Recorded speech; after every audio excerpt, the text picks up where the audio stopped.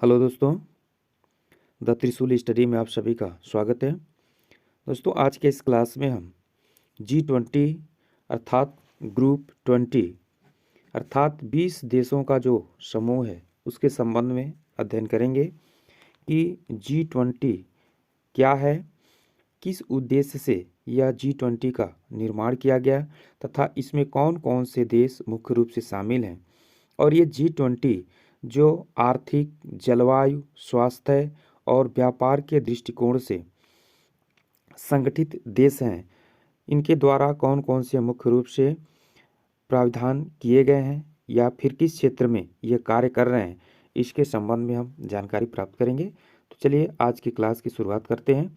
G20 समूह अर्थात ये जो ग्रुप 20 है ये क्या है, इसका सबसे पहले हम परिचय प्राप्त करते हैं।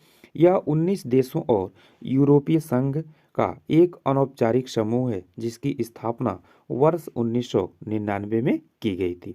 तो आपको यहाँ से याद रखना है, यानी कि G20 जो समूह है इसकी स्थापना 1999 में की गई थी। यह अंतर्राष्ट्रीय मुद्रा कोष तथा विश्व बैंक के प्रतिनिधियों के साथ हुई थी और यह विश्व स्तर पर मुख्य रूप से ये जो देश संगठित हैं यह आर्थिक रूप से बिल्कुल टॉप पर स्थित देश हैं।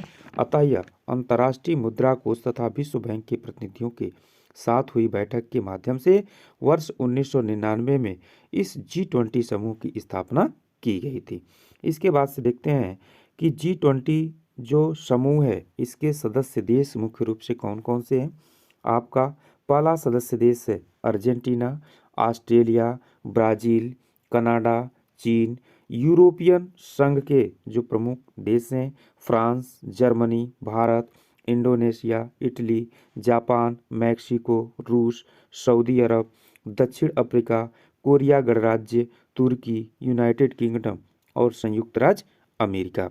तो इस तरह से आप देखेंगे कि G20 के जो सदस्य देश हैं ये सभी के सभी 10 सदस्य देश आर्थिक दृष्टिकोण से संपन्न देश हैं और ये विकसित देशों की श्रेणी में आते हैं।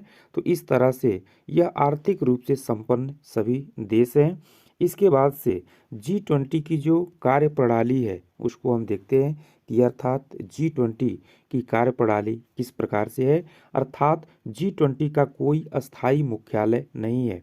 जैसे आप संयुक्त राष्ट्र संघ की बात करेंगे या फिर जो है कि दक्षेस की बात करेंगे तो इनके सभी के जो है कि मुख्यालय स्थापित किए गए हैं, परंतु यह एक ऐसा जो है कि ग्रुप है जिसमें किसी भी जगह पर कोई इसका मुख्यालय निर्धारित नहीं किया गया है और सचिवालय प्रत्येक वर्ष समूह की मेजबानी करने वाले या अध्यक्षता करने वाले देशों के बीच रोटेट होता रहता है। तो इस तरह से यह जितने भी इसके सदस्य देश हैं उनमें यह हर प्रत्येक वर्ष पर परिवर्तित होता रहता है। सदस्यों को 5 समूहों में बांटा गया है, विशेष रूप से रूस, दक्षिण अफ्रीका और तुर्की के साथ भारत समूह 2 में क्या है शामिल है। तो इस तरह से G20 की कार्यप्रणाली हो गई, अर्थात इसका कोई अस्थायी मुख्यालय नहीं है और यह रोटेट होता रहता है प्रत्येक देशों के पास। G20 एजेंडा जो अभी भी वित्त मंत्रियों और केंद्रीय राज्यपालों के मार्गदर्शन पर बहुत अधिक निर्भर करता है और शेरपा की निर्धारित प्रणाली द्वारा अंतिम रूप दिया जाता है। G20 नेताओं के विशेष दूत होते हैं और वर्तमान में वाणिज्य उद्योग मंत्री भारत के मौजूदा G20 के क्या कहलाते हैं, शेरपा कहलाते हैं।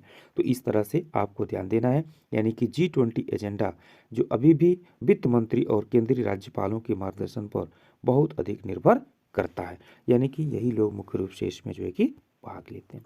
इसके बाद से अगला जो प्रावधान है वह है कि G20 की एक अन्य विशेषता है टोइका बैठकें। ध्यान दीजिएगा, टोइका बैठकों का मतलब ये हो गया, यानी कि इसमें 3 देशों की जो है कि 3 देश शामिल होते हैं जिसमें पिछले वर्ष, वर्तमान वर्ष और अगले वर्ष में G20 की अध्यक्षता करने वाले देश शामिल होते हैं। यहाँ आपको ध्यान देना है, यानी कि G20 की एक विशेषता है टोइका बैठक, यानी कि इसमें जैसे आप यहाँ देखेंगे इटली है, इंडोनेशिया है और भारत है।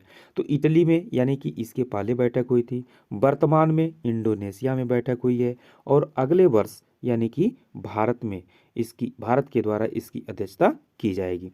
तो इस तरह से इसी को टोइका बैठक के नाम से जाना जाता है और इसमें मुख्य रूप से 3 देश शामिल होते हैं, पिछले वर्ष का, वर्तमान का और अगले वर्ष किस देश में इसकी अध्यक्षता यानी कि सम्मेलन होनी है, ये तीनों देश इसमें शामिल होते हैं।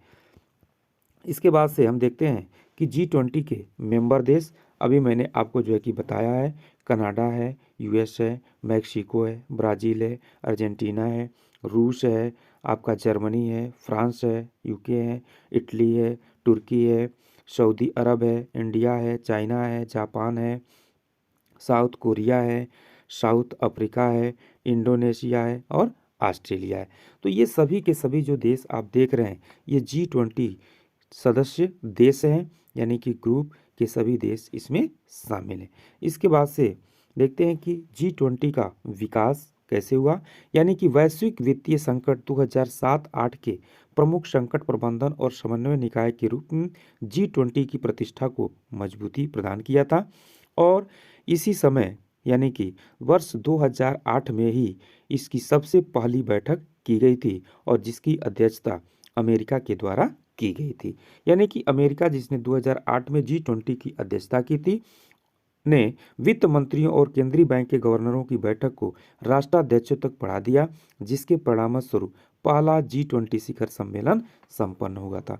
तो इस तरह से यानी कि पहले मुख्य रूप से यानी कि वित्त मंत्री और केंद्रीय बैंकों के गवर्नरों की बैठक हुआ करती थी, परंतु आज के डेट में हम देखते हैं कि विभिन्न राष्ट्रों के राष्ट्राध्यक्ष भी इस G20 शिखर सम्मेलन में भाग लेते हैं। तो इस तरह से यहाँ से आपको याद रखना है, यानी कि G20 शिखर सम्मेलन का पहला जो बैठक है वर्ष 2008 में हुआ था और इसकी अध्यक्षता अमेरिका के द्वारा की गई थी। इसके बाद से लगातार प्रत्येक वर्ष इसकी बैठक होती रहती है। G20 शिखर सम्मेलन 2008 में कह रहा है कि इसमें कर चोरी परिहार से निपटने के प्रयास में राज्यों को ब्लैक लिस्ट करना, हेज फंड और रेटिंग एजेंसियों पर सख्त नियंत्रण का प्रावधान करना, वित्तीय स्थिरता बोर्ड को वैश्विक वित्तीय प्रणाली के लिए एक प्रभावी पर्यवेक्षी और निगरानी निकाय बढ़ाना, असफल बैंकों के लिए सख्त नियमों का प्रस्ताव करना, सदस्यों को व्यापार आदि में नए अवरोध लगाने से रोकना इत्यादि इसमें मुख्य रूप से मुद्दा शामिल था। यानी कि G20 शिखर सम्मेलन 2008 की बात की जा रही है। इसके बाद से हम देखते हैं कि G20 ने जलवायु परिवर्तन, नौकरियों और सामाजिक सुरक्षा के मुद्दों, असमानता, कृषि, प्रवास, भ्रष्टाचार, आतंकवाद के साथ साथ वित्त पोषण, मादक पदार्थों की तस्करी, देख रहे होंगे, खाद्य सुरक्षा एवं पोषण, विघटनकारी प्रौद्योगिकियों जैसे मुद्दों को शामिल करने तथा सतत विकास लक्ष्यों को पूरा करने के लिए अपने एजेंडे को विस्तृत कर खुद को फिर से स्थापित किया है। यानी कि यहाँ से आप देख सकते हैं कि G20 जो शिखर सम्मेलन हो रहे हैं उनमें मुख्य रूप से जलवायु में जो परिवर्तन हो रहे हैं उस पर भी विशेष रूप से विचार विमर्श होती हैं, नौकरियों और सामाजिक सुरक्षा के मुद्दों, चूँकि ये जो शिखर सम्मेलन होते हैं मुख्य रूप से आर्थिक परिदृश्य से होते हैं, अतः नौकरियों और सामाजिक सुरक्षा के मुद्दों को भी इसमें शामिल, असमानता, कृषि के संबंध में विशेष रूप से जो है कि कौन कौन से नए तकनीकी का प्रयोग, प्रवास, भ्रष्टाचार, आतंकवाद एवं वित्त पोषण तथा मादक पदार्थों की तस्करी इत्यादि पर विशेष रूप से गहन विचार विमर्श किए जाते हैं। तो इसका मुख्य रूप से ये एजेंडा हो गया। वर्ष 2021 में इटली ने कोविड-19 का मुकाबला करने, वैश्विक अर्थव्यवस्था में रिकवरी को तीव्र करने और अफ्रीका में सतत विकास को बढ़ावा देने जैसे विषयों के लिए G20 विदेश मंत्रियों की बैठक की मेजबानी की थी। तो इस तरह से यानी कि G20 के द्वारा वर्ष 2021 में इटली ने कोविड-19 के मुकाबले करने के लिए भी इसमें मुख्य रूप से बैठक की थी। इसके बाद से अगला जो इसका प्रावधान है, कह रहा है कि हाल ही में G20 के 17वें वार्षिक शिखर सम्मेलन की मेजबानी की गई, जिसमें इंडोनेशिया की अध्यक्षता में बाली में रिकवर टुगेदर, रिकवर स्ट्रांगर विषय के तहत आयोजित किया गया। यानी कि रिकवर टुगेदर और रिकवर स्ट्रांग जो आप यहाँ देख रहे हैं, यह मुख्य रूप से यानी कि इंडोनेशिया में संपन्न जो G20 का 17वां शिखर सम्मेलन था उसका मुख्य रूप से यह थीम था, यानी कि रिकवर टुगेदर और रिकवर स्ट्रांग का मतलब हो गया कि एक साथ ठीक हो जाओ और मजबूत हो जाओ, यानी कि साथ साथ सभी का विकास और कल्याण की बात यहाँ की गई थी। तो इस तरह से इसको भी आपको याद रखना है कि G20 का जो है कि 17वां शिखर सम्मेलन 2022 में यानी कि इंडोनेशिया के बाली में संपन्न हुआ है, और जो अगला शिखर सम्मेलन होना है वह 2023 में वह भारत के अंदर होगा और 18वां शिखर सम्मेलन होगा। अब भारत ने G20 की अध्यक्षता का प्रभार संभाल लिया है और यह 18वां शिखर सम्मेलन 2023 में भारत में आयोजित किया जाएगा। तो इस तरह से इसको भी आपको याद रखना है, विभिन्न प्रतियोगी परीक्षाओं के लिए महत्वपूर्ण है। शिखर सम्मेलन के परिणाम अर्थात जो 17वां शिखर सम्मेलन हुआ उसमें मुख्य रूप से क्या क्या परिणाम थे, मुख्य रूप से किन विषयों पर चर्चा की गई।